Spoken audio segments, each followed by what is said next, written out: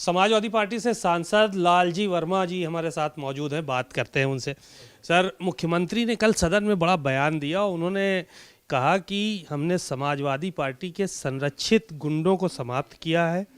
अब यूपी में न कर्फ्यू है न दंगा है, सब कुछ चंगा है। क्या कहेंगे उनके इस बयान को लेकर? यूपी सब ठीक चल रहा है?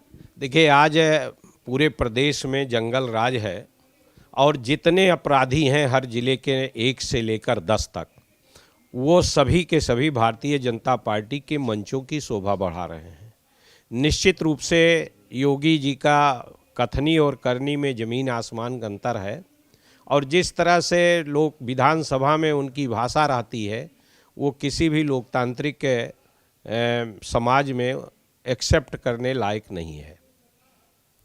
तो जो बयानात उनके आ रहे हैं वो एक्सेप्टेबल नहीं है, आप ये मान के चल रहे हैं? नहीं, वो पूरी तरह से झूठा बयान दे रहे हैं और पूरे प्रदेश में भ्रष्टाचार में नंबर अव्वल है, अपराध में न अव्वल है।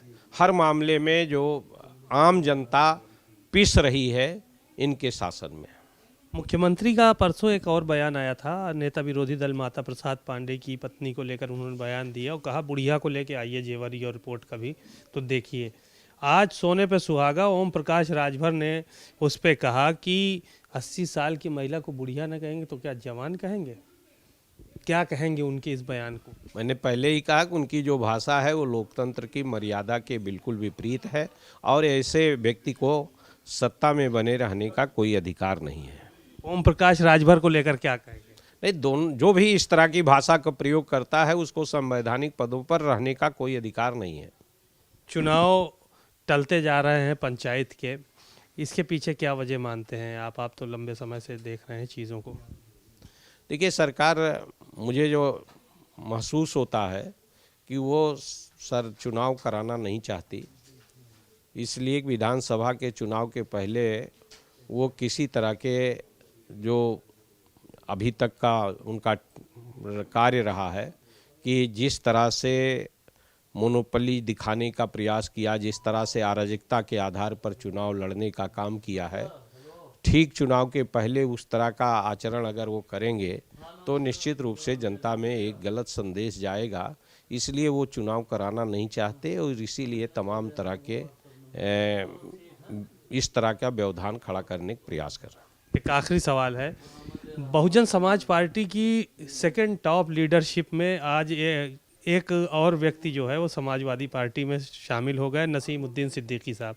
आप लोगों के पुराने साथी रहे हैं पार्टी में, तो पूरा कुनबई यहाँ आ गया है। इससे जो है क्या ज़्यादा मतलब यहाँ पे सहज महसूस किया जा रहा है इस पार्टी? ऐसा है कि भारतीय जनता पार्टी की जो सरकार है वो इस प्रदेश में आरक्षण को पूरी तरह से समाप्त करने का काम कर रही है, लोकतांत्रिक मर्यादाओं को ख़त्म कर रही है, संविधान को कमज़ोर करने का प्रयास कर रही है और बहुजन समाज पार्टी में जो मान्यवर काशीराम जी के साथ संघर्ष करने वाले लोग थे वो सब सामाजिक परिवर्तन की लड़ाई लड़ने वाले लोग थे और उनको ये महसूस हो रहा है कि आज उत्तर प्रदेश में भारतीय जनता पार्टी की अराजकता को, भारतीय जनता पार्टी के हिटलरशाही को अगर कोई भी पार्टी समाप्त कर सकती है, उसको सत्ता से बेदखल कर सकती है, तो केवल एकमात्र पार्टी समाजवादी पार्टी है।